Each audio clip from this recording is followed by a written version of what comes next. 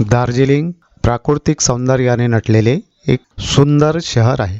दार्जिलिंग हे भारताच्या पश्चिम बंगाल राज्याच्या उत्तरेकडील प्रदेशातील पूर्व हिमालयात वसलेले आहे.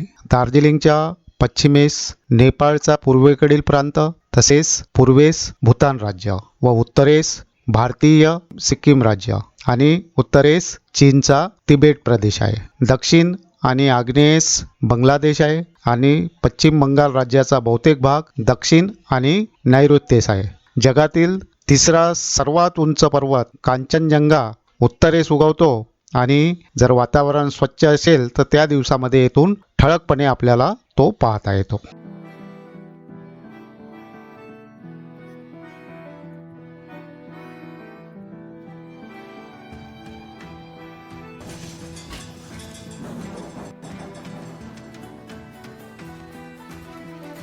दार्जिलिंग एक सुंदर प्रेक्षणीय हिल स्टेशन असल्यामुळे बरेच हिंदी चित्रपटाचे येथे शूटिंग झालेले आहे. तर आपण आता जो सीन पाहता तो आहे 2012 मध्ये प्रदर्शित झालेला बर्फी चित्रपट. यामध्ये रणबीर कपूर आणि प्रियंका चोपडा इलियाना यांनी अभिनय केलेला आहे. तर याचे बहुतांश शूटिंग दार्जिलिंगला झालेले आहे. तर आपण ह्या भागामध्ये बर्फी चित्रपटातील जेथे काही शूटिंग झालेली होती ते ठिकाणं आपल्याला पाहायला मिळेल. 6709 फुटावर उंचीवर असलेले हे दार्जिलिंग. तर इथे आपण जायचं कसे, तर ह्याकरता हवाई मार्गाने जर यायचं असेल तर आपल्याला येथून 80 किलोमीटर खाली म्हणजेच बागडोगरा एअरपोर्ट आहे. तर तिथून आपण दार्जिलिंगला टॅक्सी किंवा बसने येऊ शकतो. आणि रेल्वेने जर यायचं असेल तर जवळचे रेल्वे स्टेशन आहे न्यू जलपाईगुडी. ते सुद्धा 88 किलोमीटर अंतरावर आहे. वर तिथून आपण टॅक्सी किंवा बसने येऊ शकतो. आणि जर आपल्याला बसने यायचं असेल तर सिलीगुडीला जाऊन सिलीगुडीवर आपल्याला बसस्टँड आहे. बसस्टँडवरून आपण इथे येऊ शकता. तसेच आपण खाजगी टॅक्सी किंवा शेअरिंग टॅक्सीने सुद्धा इथे येऊ शकता. तसेच जर रेल्वेने यायचं असेल तर न्यू जलपाईगुडीने दार्जिलिंगपर्यंत एक रेल्वे आहे जी टॉय ट्रेन म्हणून ओळखल्या जाते. तर हा जो रूट आहे 88 किलोमीटरचा हा पार करण्याकरता रेल्वेला जवळपास 7 ते 8 तास लागतात. आणि त्याची आपण ऑनलाईन तिकीट बुकिंग करू शकतो. 1400 रुपये नॉन AC आणि 1500 रुपये AC असे 2 कोच ह्या ट्रेनला असतात. आम्ही काल रात्री टॉय ट्रेनने न्यू जलपाईगुडीवरून येथे येऊन पोहोचलो. तर आमची गाडी 7 वाजता पोहोचली होती. रात्री आराम केला आणि आता झालेली आहे सकाळ. हा माझा पहिला दिवस. तर मी सहज एक शहराचा फेरफटका मारण्याकरता निघालो आहे. तर आपणही चला माझ्यासोबत आणि बघा की हे दार्जिलिंग शहर कसे आहे. आता पहाटेची वेळ आहे.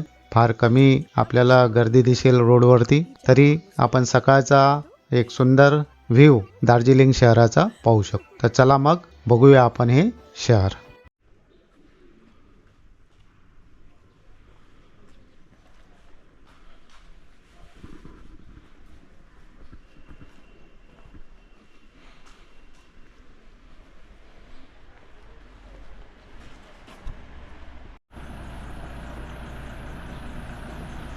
हे आहे दार्जिलिंगचा सकाळ. सकाळचे 7:22 झाले. पण अजून टुरिस्ट लोक कुणी बाहेर आले नाही. सगळे झोपले आहे बहुतेक. खूप थंड आहे इथं. मी मॉर्निंग वॉकसाठी निघालो इथे. बघा सगळं कोणी नाही दिसत आहे. सुमित हॉल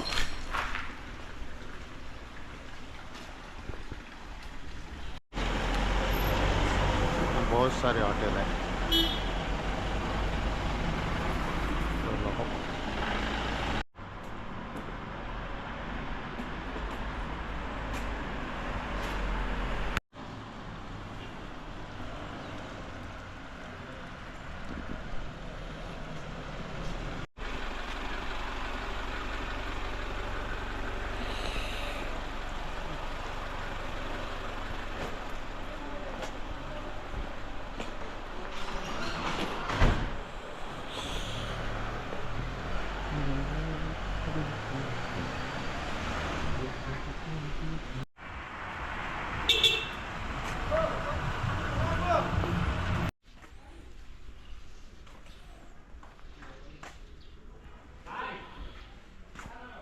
आहे दार्जिलिंगचा माल रोड.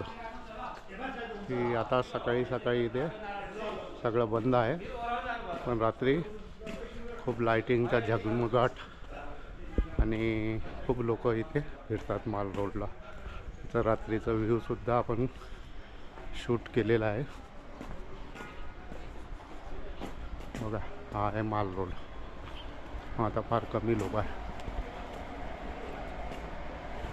पक्षी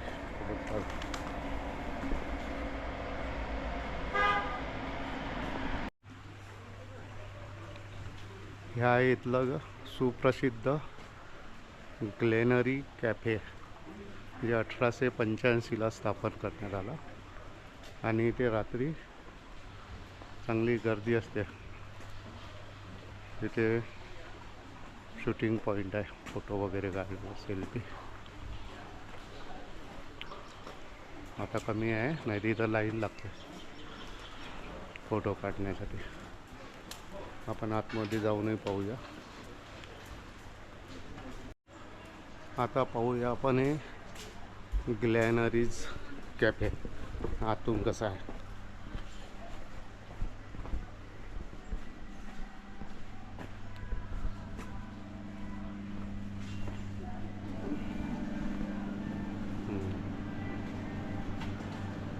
बेकरी प्रोडक्ट,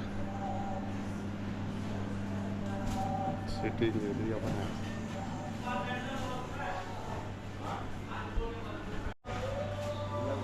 क्लिनिंग सुरू आहे. तिकडे सिटिंग एरिया आहे. छान आहे.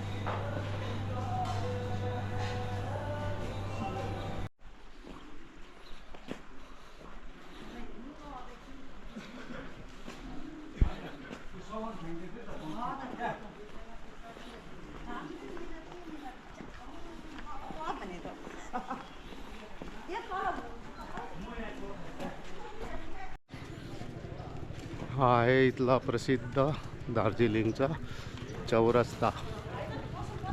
इथे रात्री सगळे लोक येऊन बसतात चौरस्त्यावरती.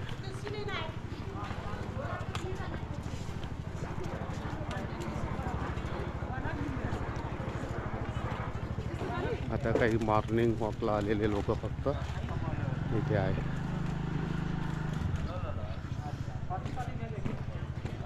फार छान जागा आहे चौरस्ता.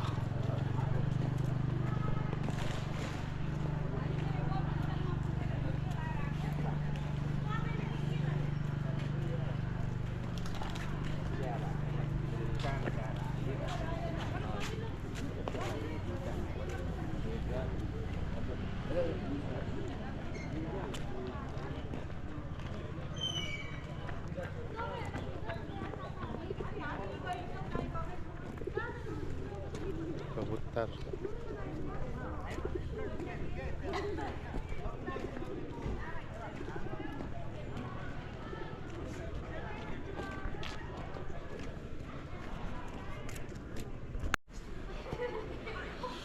बघा आता समोर इतका फॉग आहे की फक्त पांढरंच पांढरं दिसत आहे सगळीकडे. थंड पण आहे आणि सगळीकडे पांढरंच पांढरं दिसत. इकडे पण बार अँड हॉटेल्स हे आहे दोन्ही साईड.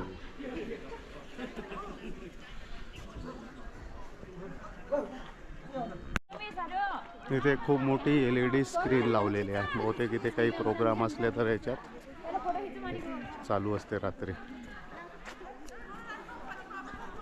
इकडे आहे महाकाल मार्केट आणि इकडे पहाडावर आपण सगळं पांढरंच पांढरं आपल्याला दिसत आहे. हा आहे खूप जास्त प्रसिद्ध असलेला चौरस्ता. रात्री तर इथं खूप लोक मतलब खूप एन्जॉय करत असतात.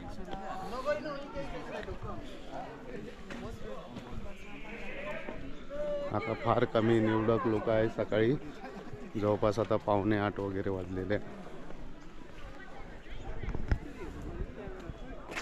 स्टॅच्यू आहे भानुभक्त. आचार्य नेपाळी जातीय कवी.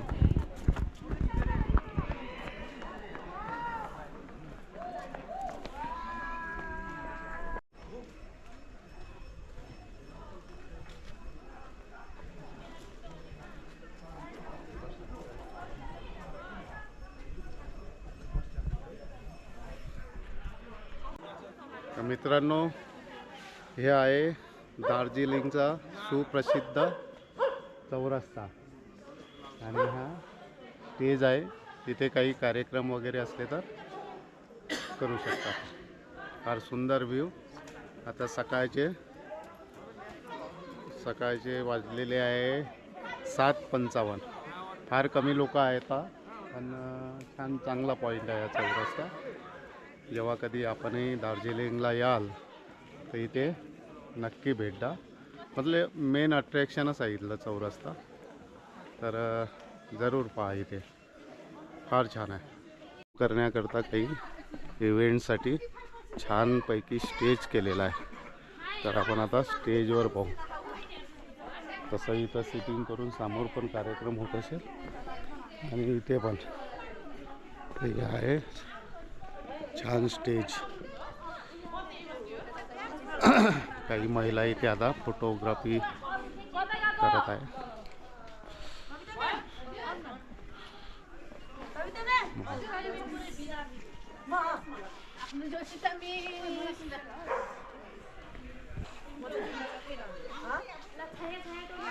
रील्स वगैरे इथं लोक बनवतात.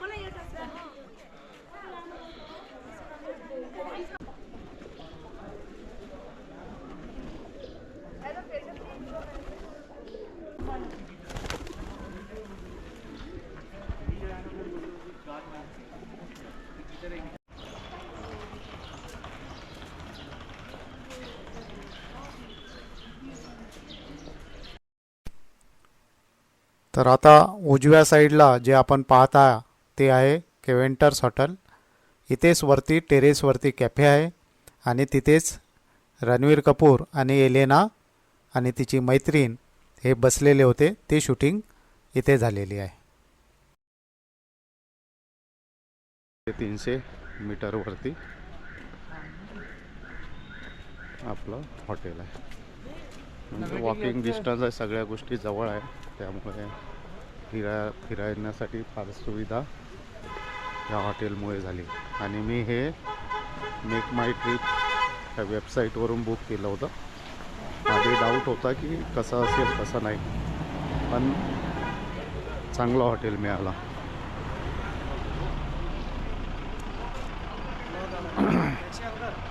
नो नो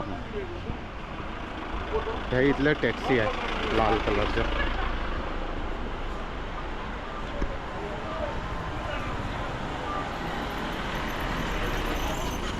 तर आधी मला डाऊट होता हॉटेलबद्दल, कारण प्राईस पण कमी होती आणि मला वाटलं कुठं आहे काय दूर कसं आहे. त्यामुळे मी एका रात्रीसाठीच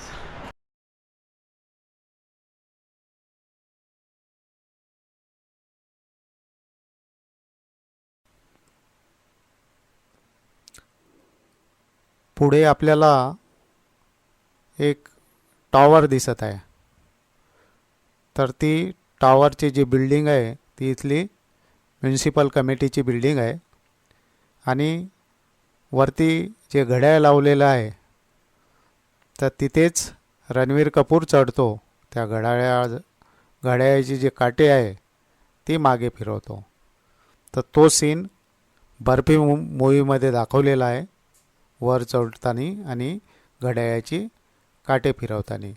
तर हीच ती बिल्डिंग आहे आणि अगदी त्या बिल्डिंगच्या समोरच आमचे हॉटेल आहे जिथं आम्ही थांबलेलो आहोत. म्हणजे हे हॉटेल आणि हा जो परिसर आहे मॉल रोडचा हा जवळच आहे. आणि तिकडे 700-800 मीटरवरतीच रेल्वे स्टेशनसुद्धा आहे. तर आपल्याला जर कधी राहायचं असेल तर हा एकदम चांगला एरिया आहे जिथून आपण सहज पायी फिरू शकतो. आता मी जवळपास 1.5 ते 2 तास फिरून आलेला आहो आणि आता जाणार आहे आपल्या हॉटेलवरती. डाव्या हाताला म्युन्सिपल कमिटीची बिल्डिंग, बर्फीची शूटिंग जिथं झाली होती ती, आणि उजव्या हाताला अगदी बाजूलाच ICICI बँकेच्या बाजूला आमचं हॉटेल आहे. फ्रेश होऊन तयारी करून आम्हाला 10 वाजता दार्जिलिंगच्या साईट सीनला निघायचं आहे. तर आता हॉटेलला जाऊन आधी तयारी करूया. हे हॉटेल, आणि आता हा ब्लॉग येथेच संपवितो. पुन्हा भेटूया पुढच्या भागात जो असेल दार्जिलिंगच्या साईट सीनचा. तर तो सुद्धा भाग आपण अवश्य पहा. व्हिडिओ पाहिल्याबद्दल आपले धन्यवाद.